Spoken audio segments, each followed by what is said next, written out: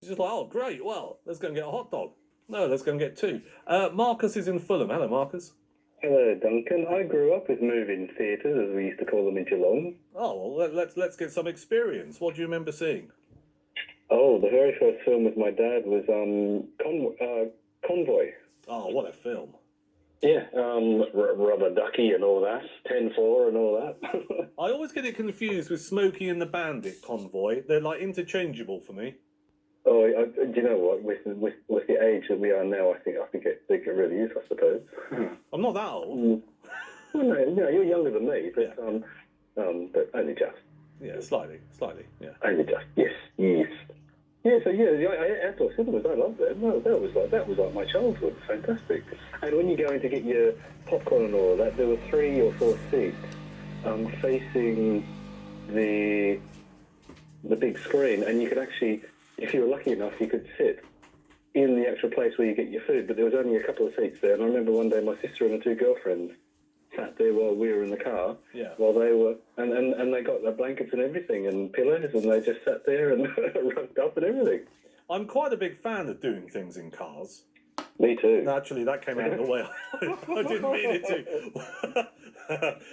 Maybe that was a subconscious slip. What I mean is, I like the idea of being in your own space and not having to go out of it. If that makes sense. Yeah, you can. Yeah, like it's good. I like it. Yeah, actually, I do like doing things in cars, Marcus. There you are. I've said it. Yeah, me too. Yeah. Me too. There you go. I've said it too. This is like a confessional. Right, what are we going to talk about?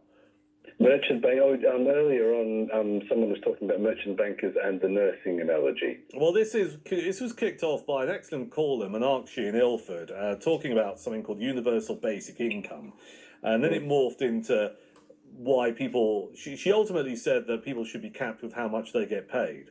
And then I lobbed in this comparison only for the purposes of debate, which did upset a few people, going, well, you know, a merchant banker is equally as important as a nurse. And without that merchant banker, the argument can be made the tax wouldn't be there to fund something like the NHS, which is always a good thing to kick around. What are you thinking?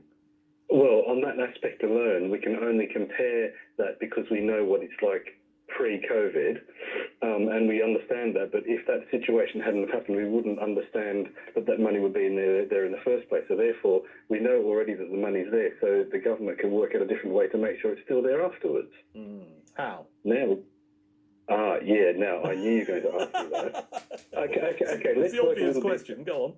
Let's go forward. Universal basic income is coming, and I think that's a pretty much of a definite 100%. Oh, no, that's really good, because we've talked about universal basic income on this phone in over the years, and it's a great thing to kick around. Why do you think definitely it's coming?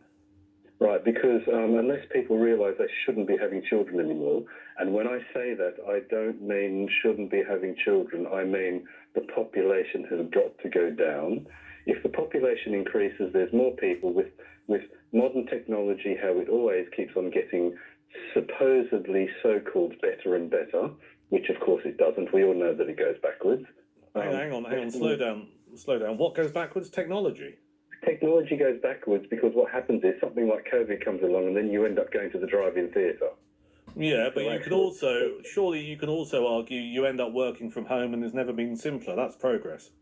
Well, yes, there definitely is progress, but less and less people will end up having to work because there will be less and less jobs. And you've got robots coming in and automation. That is as a result of technology, and that is a negative thing as far as you're concerned. Well, it is a negative thing, but but not necessarily. Unless people realise they shouldn't be having kids, or we should be having less kids generally. And if I may throw another thing in. Well, you can in a sec, but why are you going to stop people having lots of kids? Isn't it a basic human right? Well, no, it's a basic human right, but when I mean generally, you can't just stop people having kids and then eventually we all die off. No. It's a case of it's almost like just less people have kids so that we continue on. But at the moment we've got, 7 billion people, and it's still rising. The more people we have on this planet, the less jobs there are going to be. There are only so many jobs that so many people can do. Yeah. So where are we heading then? Okay, the merchant banker and the nursing analogy. This COVID thing has brought up a real scary factor in quite a lot of people because it has levelled the playing field on what people earn. cannot see exactly the same situation pre-COVID, post-COVID, with the way there is the distribution of wages. Okay. I cannot comprehend how it can go back exactly how it was afterwards. Tell me why. I think there's been a little bit of let's call it a global subconscious karmic kickback of the way that we view the value of money. Oh, fantastic. So, given this really weird several weeks, we've all reevaluated what matters to us. We've come to realise that having the latest registered car in the drive doesn't really matter anymore because other things like relationships and love and friendship has become more to the fore and therefore more important. Have I got that right?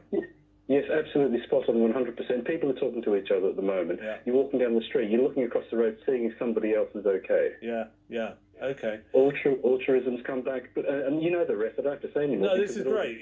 I'm so glad you called up about this. What has convinced you that has shifted permanently? I'm a bit of a spiritual person. My job, I sort of delve into all that sort of stuff with other people when I speak with them, and I can feel it energetically. And when I say energetically, I mean inside my soul. That's it. Yeah. Can we all feel it, do you think, or is it just people like yourself? It's not necessarily just people like myself.